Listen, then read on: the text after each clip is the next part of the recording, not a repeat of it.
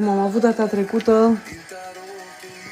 Mersi mult, mulțumesc mult, Miramer. Cartea copilului. Cartea copilului arată un început. Mulțumesc! Opa! Ia uite ce ești aici.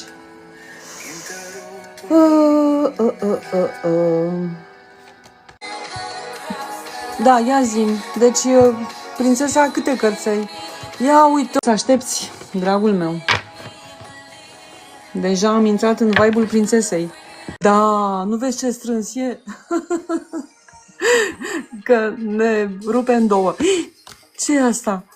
Femeia caldă, afectuoasă, femeia care pe ce pune mâna rodește.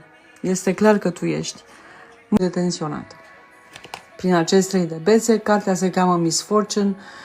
Deci, eu am văzut la Carmencita niște chestii. Mulțumesc, mulțumesc frumos!